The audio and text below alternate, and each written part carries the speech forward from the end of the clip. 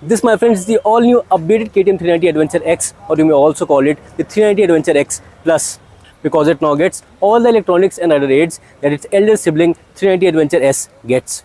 Let me quickly show you the new switchgear and the updated features in this instrument console. As you can see, there is this cruise control button here, and to set up the cruise control speeds, there is this plus and minus button down here. This hazard lamp switch and this four-way switches were also available on the previous variant, but as far as I remember, this C custom switch was not there on the previous variant. So this was all about the switchgear. Now let's go to the instrument console. So if you click this button, you will see cruise control icon on the top here, and if you click this again, it will go off. Here you will see traction control icon. So this motorcycle now gets the traction control also, which it did not get previously. And here you will see the ABS icon. So this also gets the cornering ABS now, which is a great thing.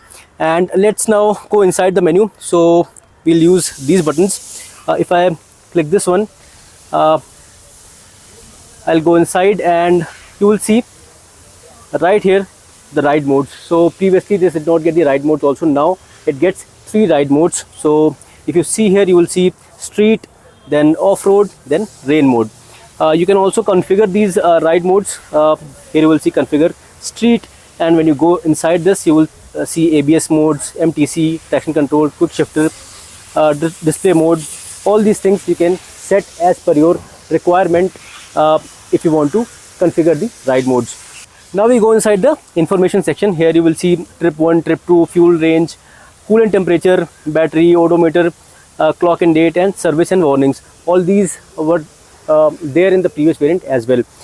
If we go down, you will see this cruise control section here. Here also there are 2 modes. One is cruise control and other is the speed control mode. So this is the cruise control menu. Below this there are navigation, music and phone menus, which will be activated when you connect your mobile phone with this console. If we go down again, you will see this settings menu. If we go inside this, you will see favorites. Then there is quick selector, which you can set on these top and bottom arrow keys, and there is this custom switch, which is this button, C switch.